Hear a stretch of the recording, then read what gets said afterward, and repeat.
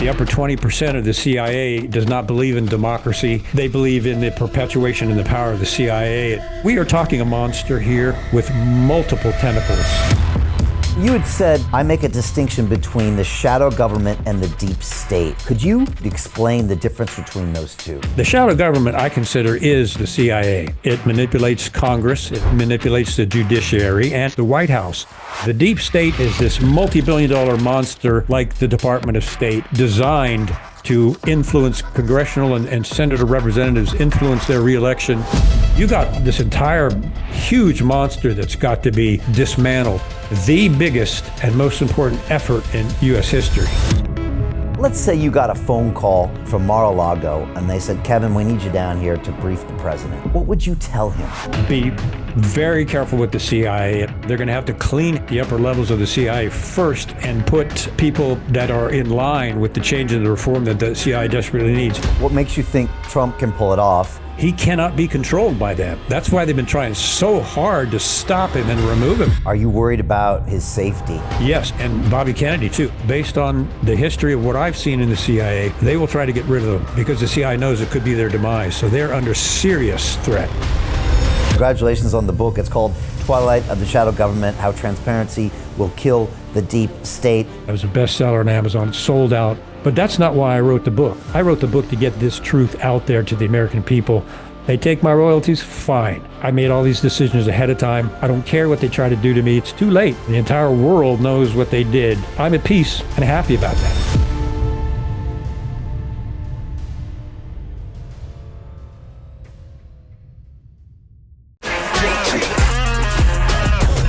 Hey, I know investing in crypto is scary.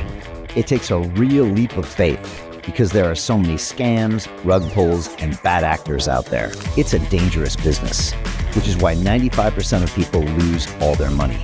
Well, that's why I created the London Real Investment Club, so you can access the hottest deals on the planet and use the crypto bull market to create the generational wealth that you deserve. Join my team of over 100 people from around the world that are making millions of dollars behind the scenes investing in blockchain, AI, Web3 games, DeFi, Bitcoin, and more. Don't miss out. Click the link below to book a call with one of my team now. But hurry, this bull market will end soon. I know investing crypto can be scary. That's why you gotta join the investment club. Pull the trigger. Let's do this.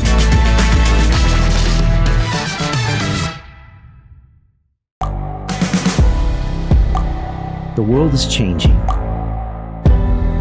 Inspiration is everywhere. It has never been so easy to connect, share, and bring people together. We're learning from others and finding the best in ourselves. Challenging our beliefs. Sharing our vulnerability. Overcoming our fears. Transforming ourselves so we can transform the world. How far can we go? This is London Real. I am Brian Rose. My guest today is...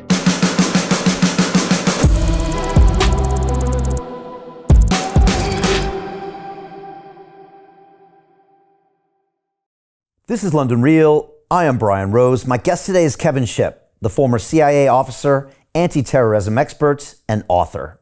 You spent 17 years in the CIA, holding high-profile positions across all 4 divisions of the agency, receiving 3 exceptional performance awards and a medallion for overseas covert operations.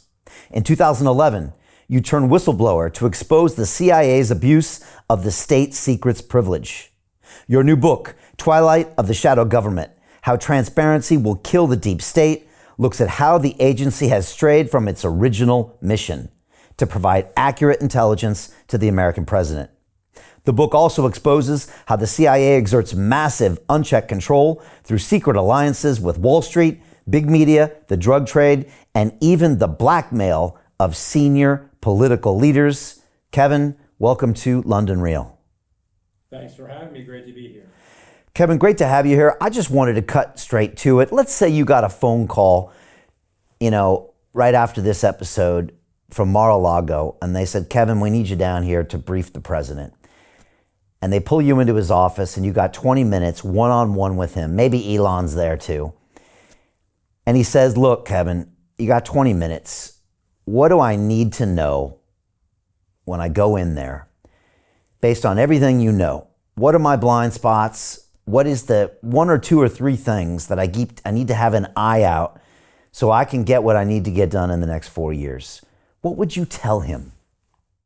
Well, yeah, he and John Ratcliffe, who he's appointed, and I think a good one, appointed to be director of the CIA. First of all, I would say you have to understand that the upper 20% of the CIA does not believe in democracy, and they believe in the perpetuation and the power of the CIA. And even Mike Pompeo, when he came out, said that himself. So I would say be very careful with the CIA. And when Ratcliffe gets in there, I'd ask the president to give him all the support that he needs and have his back, because there are going to be some people on the upper floors that are going to have their knives out, and they're very slick how they do it, and they're going to try to eradicate Ratcliffe and resist everything that Trump does, unless Trump makes sure that Ratcliffe appoints a proper deputy director of the CIA, one from the outside. Their chief operating officer needs to be replaced so that they don't control or make the bureaucracy, the CIA bureaucracy, work against them. They're going to have to clean house at the upper levels of the CIA first, and put people that are in line with the change in the reform that the CIA desperately needs. It has been conducting covert operations since under the National Security Act of 1947. And it has been running bloody covert operations and coups, sometimes without the president's knowledge, many operations without the president's knowledge or Congress. And that needs to be stopped. And the covert operational authority of the CIA needs to be removed. And the CIA needs to be just reformed back to what Truman intended. I've been having conversations back and forth with Bobby Kennedy Jr., who agrees with me 100% that that's the first approach to take. Yes, I had Bobby on the show in 2020 when everything was kicking off with COVID and lockdown, and I still remember my conversation with Bobby because I was ready to get the vaccine, and I got a degree from MIT, which I don't think helps me because I think I was blinded by the science a little bit, Kevin, and so he walked me through everything from the 1986 Act that removed the liability, and I was struck by this man with obviously a legendary family name, but who at the same time was extremely intelligent. And at the end of that, he pretty much convinced me not to do this. This was, by the way, in May of 2020.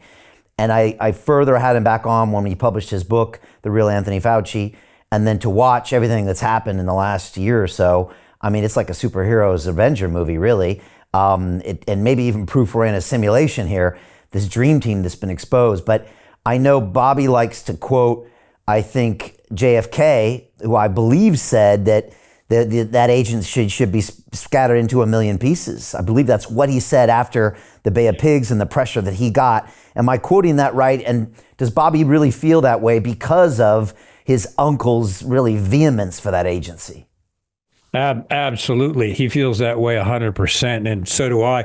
I wrote a section for his book, The Real Anthony Fauci, especially about the CIA's role in the COVID propaganda and lockdowns, which were developed by the CIA at Johns Hopkins University, ready to be rolled out. And when COVID hit, the CIA, along with Fossey and others, rolled out that censorship propaganda program that was already developed. Bobby and I, this is how we became friends. We're both on the same page about eliminating the covert operational authority of the CIA, and we're both convinced, I am, certainly he is 100%, that the CIA was certainly involved in the assassination of his uncle JFK. And there are some very odd facts about the death of his own father. And there was a cover up there because there was a second shooter. And I'm not exaggerating. I'm an investigator. I used to teach criminal investigations. And if you do a real criminal investigation on the Bobby Kennedy Sr. murder, you'll find that there's 2 shooters. Yeah, I know there was 8 bullets from a gun with 6. And there's a lot of big questions there. And when it comes to censorship, we can definitely talk about it later. We really felt the brunt of that during COVID. And on April 6, 2020, we actually had the second largest YouTube live stream in the world talking about masks and distancing and vaccines. And 30 minutes later, that video was deleted and banned for the first time in my 9-year broadcast history. Right. And Kevin, I was shocked. I was shocked. I was a partner at YouTube. I had all that.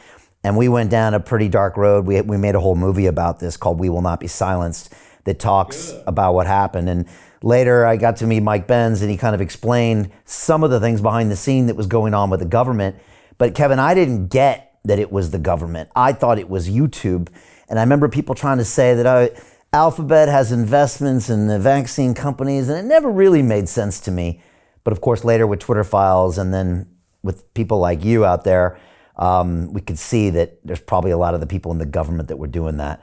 Look, I'd love to talk about that, but with Trump, I don't know much about the CIA, but obviously you've got a bunch of professionals whose job it is to do things covertly, to play with people's minds, to get people to think one thing is happening when in fact something else is happening. When you go into a place like that, it just seems like the most impossible place to try to clean up, get straight answers, find out what's going on, because you're dealing with seems like a bunch of shapeshifters. Is that what it's like, or is that not what it's like? And can Trump really get stuff done in there, do you think? That is what it's like. And, the CIA, the entire organization, its whole mission is deception, propaganda, covert operations, and coups. And I think the CIA has been responsible for the death of some 7 million people. When I got in there and went into operations collecting human intelligence overseas on behalf of the Counterterrorism Center, I saw the ugly way that the CIA does things. There is no morality in the CIA, and I think people probably know that. If they don't, they need to. There is no morality in the CIA. Human life is cheap. They don't care about that. They care about the perpetuation of the global juggernaut that is the CIA. So to stand up internally and try to do something about that, I suppose I'm probably a good example of that. They will come after you with a vengeance. Fortunately, I was trained by them. I was them. So I was 2 steps ahead every time. But they really tried to erase me. And that of course, is the subject of the book, one of the chapters. So no, inside it's full of, I had a buddy who was a case officer, and he got out and we were talking, and I said, yeah, some of these guys in the field, especially at the management level, are snakes. And he wrote back and said, you got that totally wrong. I said, what do you mean? He goes, to call them a snake is a compliment. They're lower than that. So it's pretty bad. Now, I have to say this, too. I'm talking about the 20% in the upper covert levels of the CIA, the ones that run the covert operations from the director down to the director of operations. The other 80% of the CIA are good, hard-working Americans, patriotic Americans that love their country, and they're working to provide for their families, and they're good people. They have no idea what's going on in the upper levels. And so Ratcliffe's going in. Your advice to Trump is to support him, help him get a good deputy, clean house. That's the advice. Yes, and as a matter of fact, I sent this to Bobby Kennedy, and he agreed. And I understand that my recommendations have gone to the administration, humbly. The first thing is the National Security Act of 1947 broadly gave the CIA the authority to conduct covert operations and without any restrictions. And then the National Security Council Act of National Security Council Directive 10-2 in 1948 allowed the CIA to engage in any covert operations as long as the government could engage in what is still called plausible denial. The U.S. government could deny that they had anything to do with it. So they gave the CIA unlimited power for propaganda, economic warfare, sabotage, subversion, and of course penetration of the news media. And the CIA, with a secret budget of now billions, ran with that and really became its own government. That's why I call it the shadow government. It has become its own government, and it's manipulating our elected government. So the National Security Act of 1947 needs to be rewritten and eliminate the covert authority of the CIA. The National Security Council Directive 10-2 needs to also be written and remove the covert operational authority of the CIA. You do those two, excuse me. He engages in those two, and he's cut the head off the viper totally. And based on the input I've gotten back, they're taking that into consideration. Kevin, is there any downside to doing that? Well, we have to make sure, we have enemies overseas in countries that want to destroy our democracy and our way of life. That's just a fact. I was out there in areas where there were terrorists and a lot of anti-American sentiment, and they want this country destroyed. We need a good intelligence agency, and I think that part should be moved over to the Defense Intelligence Agency, which is already doing it. The Office of Strategic Services, which was the CIA predecessor, they were under the DoD doing the DIA work. So we should take the covert operational part of it, move it over to the DIA, and then keep the parts of the CIA that Truman intended. For example, the Directorate of Intelligence. I was trained by them in analysis, and they're phenomenal. They take the intelligence, they plan what intelligence needs to be gathered, they analyze satellite data and provide amazingly accurate information to the president and the policymakers. So those parts need to remain, and we need that part of intelligence. And then we do need the covert operational arm, but with restrictions which will be delineated to the Defense Intelligence Agency of what they can and cannot do, and then of course make it criminal penalties if they engage in covert operations without the president or Congress knowing it, or that involved human rights violations, or murder, etc. It sounds like the whole theme of this administration is the fact that so many areas of government have grown way beyond what their original intention was. And people say if the founding fathers could see what was actually happening with all these agencies, they would just be turning over in their graves. And you've got Vivek and Elon going in there with the Department of Government Efficiency, but it sounds like what you're suggesting with the CIA is just another version of that. It's an agency that started off with a purpose. That purpose is now morphed and then grown to where that agency is now running the show and the tail is wagging the dog. And it's so powerful that it's very hard to even stop this growth from taking over the organism. I don't know if you call it a cancer. It seems like it's a theme across everything in government. Am I wrong? No, you're absolutely right. And I think many of us know the nature of government is if it's not held accountable and transparent to the people, government, especially secret government, will go wrong every single time. It's the nature of the beast. And that's how the CIA has been able to pull this off and do this. We have intelligence oversight committees, but they're compromised by the CIA too. They have to have a CIA clearance to be on the intelligence oversight committees. So the CIA controls their clearance. The CIA only provides them information that the CIA wants them to see, and more often than not, if not all the time, the congressmen and senators on the intelligence committees, they know that to deeply investigate the CIA would be the end of their career. They also focus mainly on getting reelected in domestic politics that will get them reelected, and the intelligence committees are the committees that meet the least of any other committee during the year. So they're essentially a sham. They're not going to do it. So we've got to depend on the current administration to go in and make some changes. And I think intelligence oversight needs to be taken away from the House Permanent Select Committee on Intelligence and the Senate Select Committee and put into an outside organization that is not compromised by the CIA or by the need to get votes and reelected.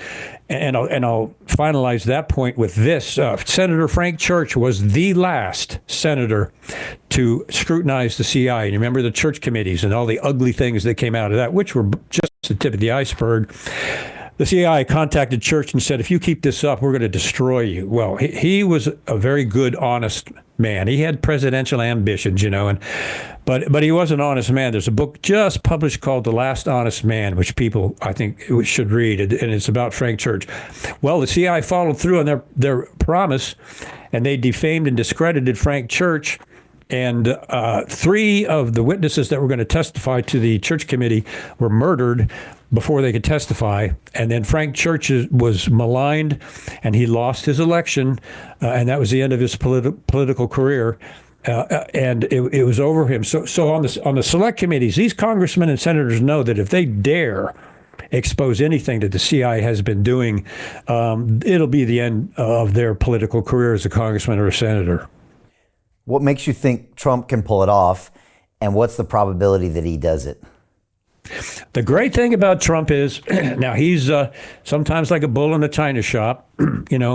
He's certainly out of the ordinary, but the thing that is good about Trump is the reason that they hate him so much and have tried to do all of these Russiagate and all these other illegal operations. He cannot be controlled by them. And that's why he's the right man for the job, despite all of his failures and, blemishes. They cannot control him. That's why they've been trying so hard to stop him and remove him, because they know when he gets in there, they've got a whole procedure well developed on how to schmooze a presidential candidate, starting with their briefings before they get in office, and then opening up only what they want the president to see and say, see, sir, this is why we do what we do. It's very important, and you need to back, and they'll buy the president that way, who's already busy, and usually will say to the CIA, like the last two administrations, okay, you just go do what you want, over to you on that one. Well, Trump is not going to do that.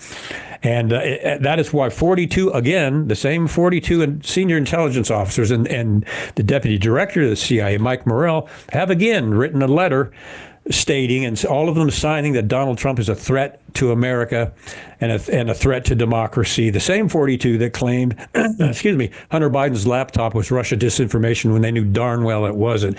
So there's those and so many other indicators will tell us that they are terrified of him because they cannot control him. Are you worried about his safety, Donald Trump's safety? Yes, and Bobby Kennedy too. Absolutely. I mean, they have got to have the best security ever, really, around both of them. They will try, based on the history of what I've seen in the CIA, they will try to get rid of them because the CIA knows it could be their demise. So they're under serious threat, and I think they know that. I know Bobby knows it. They know that. And so I think they're acting accordingly in putting in some really super security around them because, I think their lives are in danger. Between so many things that Donald Trump wants to change or shut down and the Doge and everything, I mean, you're talking about trillions and trillions of dollars, and you're talking about, all these operations and all of this business as usual. It's just a mass that, doesn't want to die. It doesn't want to be disintegrated. And you don't have to believe in conspiracy theories to just know that something that's alive wants to stay alive, and it's going to fight to just stay relevant, right? Absolutely. I mean, we're talking a global juggernaut that is connected directly to Wall Street and has been since its founding. And in the book, we talk about George Tenet's executive officer, Alvin Buzzy Krongard, who claimed that he came in just to be a patriot and only accept a dollar, I think to do it $1 a year, I think it was, or something like that, like he was a complete patriot. Well, we have a whole chapter on old Buzzy and some of the nefarious things he did. And as he claimed, this was his first interaction with the CIA, and George Tenet, it was his buddy, and asked him to come in. Turns out Buzzy Krongard's been connected to the CIA going back years and was just covering that up. So we are talking a monster here with multiple tentacles into Wall Street, the military-industrial complex, and what I call the secret industrial intelligence complex. And those are the CIA contractors, massive ones, Lockheed Martin, Raytheon, and all of those others, which way back then despised John F. Kennedy and Bobby Kennedy Sr.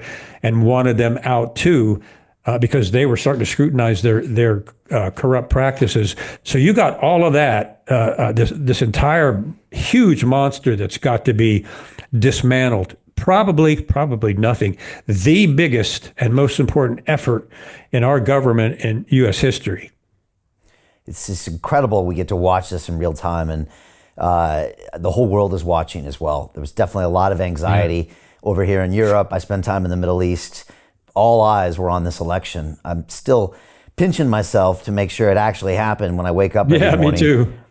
Kevin, you had said, quote, I make a distinction between the shadow government and the deep state, unquote. We're seeing these terms thrown around a lot lately. I was wondering if you could explain the difference between those two. Certainly. The shadow government, I consider, is the CIA. And it is manipulating our elected government. And we talk about this in the book. It manipulates Congress, it manipulates the judiciary, and it manipulates the White House. So that is the shadow government actually controlling and manipulating our elected government. The deep state is this big monster, multi-billion-dollar monster like the Department of State, for example, and all the connections to the military-industrial complex companies, which are huge and massive. Their CEOs make 27.1 on average, $27.1 million a year. They're monsters. They have lobbyists that lobby Congress big time if those congressmen and senators want to get reelected. So that's the deep state. It is a big operational system designed to influence congressional and senator representatives, influence their reelection, and influence the rest of our government. Now, the two are joined at the hip. And this is just what I've seen from the inside. And I did work for both Department of State when I ran their anti-terrorism assistance program, police training. They are separate entities, primarily because of the CIA's unique control over government. But they're joined together and they work together and they interact, especially state and the CIA,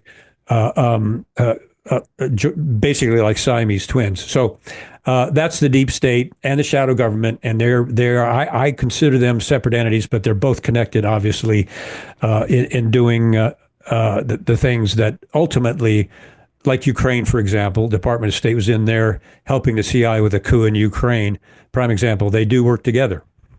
Let's talk about three global hotspots. You mentioned Ukraine. I'd love to talk about Iran and then what's going on in Israel and how you think the CIA has been involved and maybe how to solve some of those situations. Let's start with Ukraine. Can you talk about a brief history there and how the CIA was involved and also what you think Trump should do? Yeah, great question. From the very beginning, CIA Director John Brennan, who really was is a dark figure, CIA John Brennan was making secret trips into Ukraine to help organize and set up the coup. Now, then the Ukrainian government was democratically elected, and that's what the proponents of the war tend to leave out. And secondly, the United States government had signed an agreement with Russia, including NATO, that we would not place any NATO forces near their border, or any U.S. bases near their border. Well, we violated that behind their backs.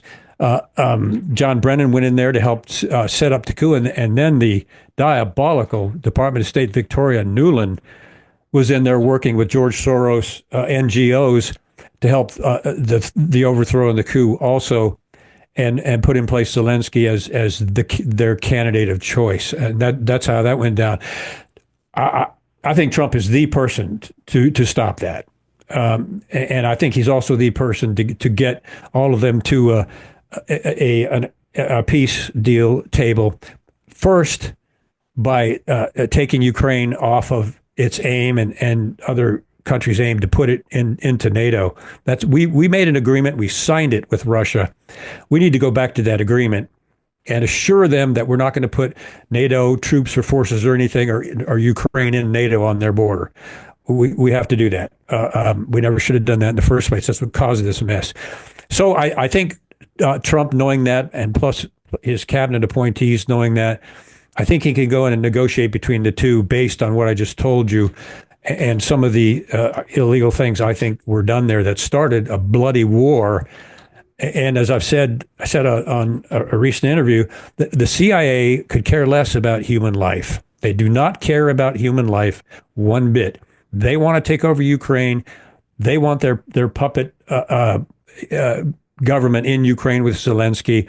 And they don't care about the thousands and thousands of young men on both sides that have been killed in this bloody war. They could care less. They just want to rule. They just want to rule Ukraine. So that's all got to be reversed. And it's got to be reversed by going to the table with both Russia and Ukraine and making some demands from the U.S. on both sides. But especially to go back to that deal where we will not put NATO troops on Russia's border like we agreed to and signed to. And of course, war is good for business. Is that always the default in the CIA? Like we might as well, provide arms, instill conflicts, because this has been a big cash cow for so many different parties. Is that also something that's high on their interests? Oh, it's priority number one. If you go back through the history of the CIA, over and over and over, the CIA has started a war to ingratiate the military-industrial complex. And if you look at each one, invariably, and they just came right out and admitted this about Ukraine, invariably it's about getting that country's oil, like Iran, or getting their minerals. And Lindsey Graham just came out. I don't know if he realized what he was saying, but he just came out and admitted, well, all this money we've spent in Ukraine, we're going to get back by getting their minerals. So he came right out and blew the covert operation. Yes, the CIA has been doing that since its inception over and over. It's the same thing. War, the military-industrial complex gets rich, and then we go in and we try to get the oil and the minerals. And if you go back and look at history of the CIA's operations and coups, it's been the same pattern over and over and over. And you would think reasonably that these people are fools, because these coups that they stage backfire and things wind up being worse than they were before. And they do it again, and then it backfires. Then they do it again, like Iraq, like Afghanistan. I mean, you could go on and on and on. They don't care about the consequences. They have one single demonic mission to overthrow that country and take their natural resources. And I want to go back through history in just a second. Just a couple other current events as far as areas. Iran and then the Israel conflict. How has the CIA been involved in those things? And again, how could Trump put those things to rest or alleviate them? Yeah, Iran is a mess. If you remember, Iran was a democratically elected government, and Iran had a lot of oil that the U.S. was just taking. And Iran decided, wait a minute, we're giving all this oil to the U.S. We want to nationalize this, and we want to make the profit for our people off our own oil. Well, they signed their death note there. CIA went in, staged a coup, got rid of the democratically elected government to get the oil back, put in the Shah, who was a tyrannical puppet, and the people knew it, who eventually got fed up with him, removed him, and then what do we get? The Khomeini regimes, and the number one chief state sponsor of terrorism in the world. So the CIA says, well, if you try to reform us, then you're going to hurt the terrorism effort in protecting America and the world. Excuse me, you started much of the terrorist cells. The CIA created Al-Qaeda and bin Laden. The CIA created ISIS. The CIA created the Free Syrian Army, which is an Islamic Revolutionary Army. The CIA has in the past worked directly with mob killers and mafia figures. So it is just so dirty, it's beyond imagination. And why is it dirty? It's because they do it all in secret, because they have that authority. Take that authority away. And the last part of our book, of course, is how transparency will kill the deep state. That transparency is removing the cloak of secrecy from the CIA and then opening up what they're doing to Congress and the American people. Powerful, very powerful. If you look back in history, what would you say are the 3 to 4, most egregious abuses the CIA, did? Maybe it's the JFK assassination. I don't know. Maybe it's the Vietnam War. I don't know. What comes to mind for you that you would like to highlight to people about what the CIA has done? Certainly. I think it's the Vietnam War. I don't know if your audience realizes this, but the Vietnam War was started by a U.S. false flag. The U.S. claimed that they started the war because on radar, they had Vietnamese ships heading towards this U.S.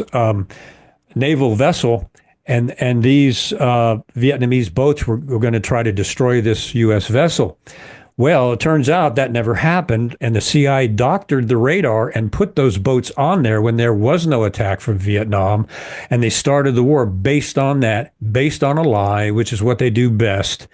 The CIA and the military-industrial complex stood to make $1 trillion off that war alone, and it's one of the reasons that they despised JFK. They were going to lose a lot of money. And also what the CIA did, which is genocide, and I think it's a crime against humanity, is they started what's called the Phoenix Operation, where they created these special assassination pistols, and they armed the Vietnamese who were friendly with the U.S. and some U.S. troops with these pistols, and they went into cities and to Vietnamese civilians who were only suspected that they may have ties to the Communist Party, just suspected. Knock on their door, they'd open the door, and then they'd assassinate them. And a lot of times they assassinated the person and his wife and his children. The CIA killed 40,000 Vietnamese civilians that way. I think that's the biggest abomination of many, but that's the biggest abomination that the CIA has engaged in. We always hear these rumors of the CIA being involved in the drug trade, and I don't know if it started there in Vietnam, but I've always heard these stories, and you talk about it a little bit in the group. Can you talk about the history of the CIA with drugs and then why they would do that? Oh yeah, we got a whole chapter in Twilight of the Shadow Government on that. To get around Congress, especially doing covert operations that Congress would not approve.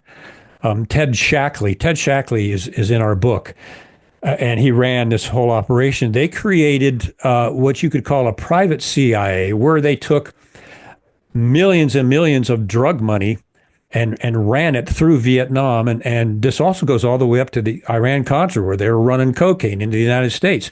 But in this case, they took that drug money and they inserted it they were making money without Congress knowing it, because they had budget restrictions. So they created their own budget. And they were taking this cocaine and they were selling it in L.A. on the streets, especially in black areas, into bars and pubs and things like that, and making money off of that. That did happen, and we document that in the book. The CIA has been involved in drug running since its inception, and it has been billions of dollars. And that's how they've funded a lot of these coups and a lot of these covert operations outside of their approved budget by Congress. It's just incredible that happens. What else would be next on your list? Trump has said he will make public all of the documents surrounding the JFK assassination. First of all, do you think he will follow through on that? And second of all, what do you think specifically we'll learn?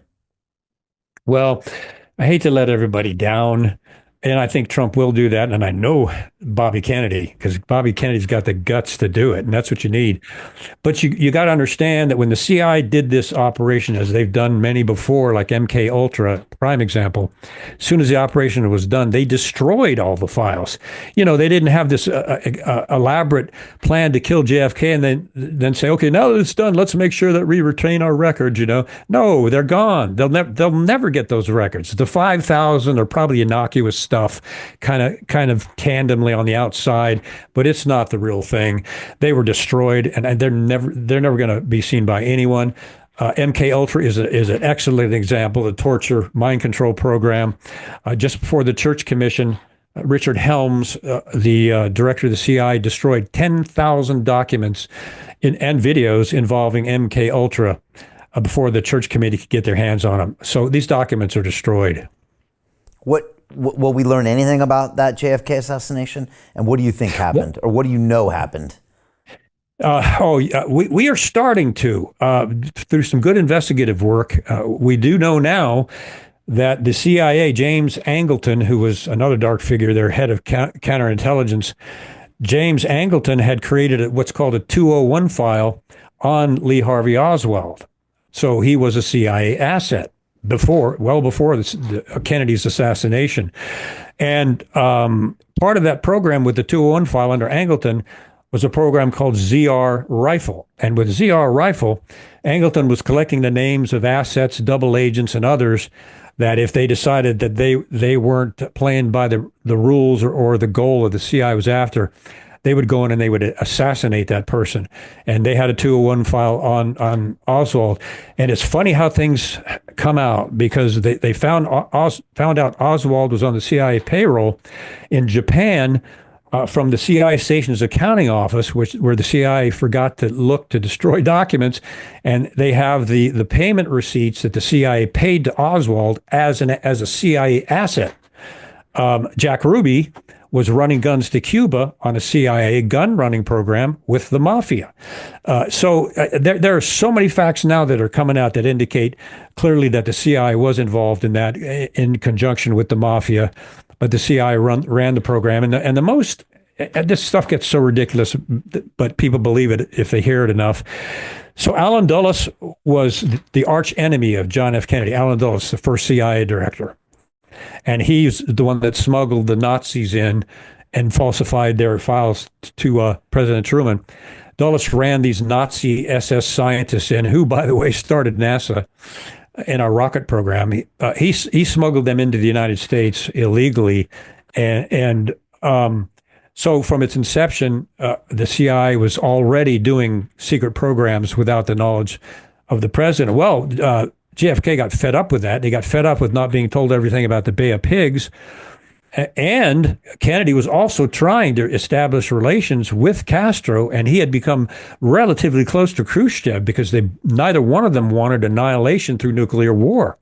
So, but the CIA wanted to depose Castro, nuclear war or not. They could care less. They just want to win, basically, their mission. So JFK said, that's when he said, I'm going to take the CIA and I'm going to splinter it into 1,000 pieces, because they'd gone behind his back and done this. And of course, that put a target on his back because of that. And Alan Dulles, the one who started it, the CIA director, guess who they put in charge of the Warren Commission? Alan Dulles.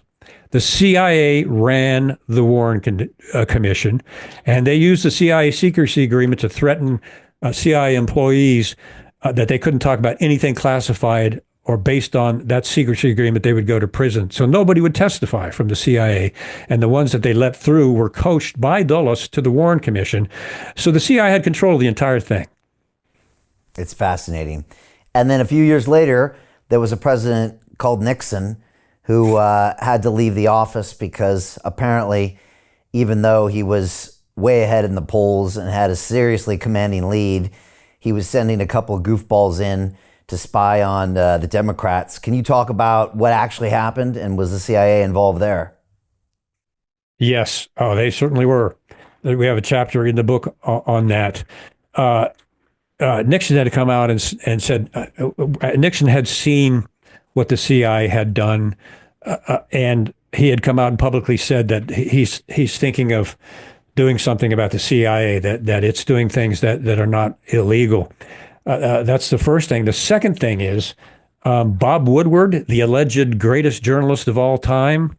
We have a whole chapter on old Bob in our book, who claims that he was never involved in intelligence, and within 6 months, he joined the Washington Post, and within 6 months, he had the greatest sources and came out with the Watergate investigation, quote unquote. Well, it turns out Bob Woodward has been an intelligence officer going all the way back to Alexander Haig, and a joint effort to try to remove Nixon from office because he wasn't playing with the rules of the National Security Council and the intelligence community. So Haig and Woodward briefed regularly, and Woodward had a top secret clearance way back then. Now, he leaves all of that out of his bio. But in the book, we document every single source that proves that he was an intelligence officer going way back then. And I remember when I was a protective agent on the staff of Director William Casey, we would sit there, and we were responsible for letting whoever was proper in to see the director. And it was a very specific process. And Bob Woodward was visiting William Casey all the time. And William Casey hated the press. I mean, he despised the press, except for Bob Woodward, who he met with regularly. We're all shaking our heads like, what's this deal with him and Woodward, for goodness sake? Well, now we know Woodward was intelligence, and Casey knew it. And it's funny, too, because some of the book veil is false, and I can talk about that. But Bill Casey gave Woodward some specific classified information he wanted him to put in his book Veil, that he wanted to get out in a propaganda fashion to the American people. So there is some classified stuff from William Casey in there. However, Woodward claims that he got into Georgetown University Hospital when Bill Casey was on his deathbed from terminal brain cancer, which did indeed happen. I was there. I saw the tumor and the CTs and everything. So they didn't whisk him off to some island secretly, as some people have said. But Woodward claims in the book Veil, Secret Wars of the CIA, that he was able to get into Casey's hotel room, and Casey admitted his role in Iran-Contra. Complete fabrication. What Woodward didn't bank on was me coming out, having my cover rolled back, being a whistleblower, being able to talk about this stuff, Bob Woodward tried to get in to see Casey, but we caught him and gracefully showed him the exit, and he never came back. Not only that, the tumor had affected the part of his brain that controls speech, and he couldn't even talk. It is a complete fabrication in his book, and there are... To continue watching the rest of the episode for free, visit our website londonreal.tv or click the link in the description below.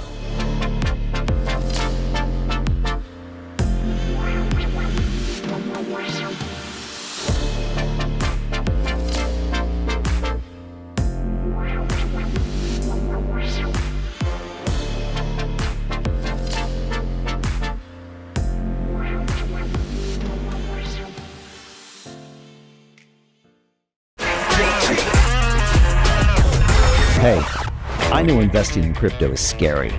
It takes a real leap of faith because there are so many scams, rug pulls, and bad actors out there. It's a dangerous business, which is why 95% of people lose all their money.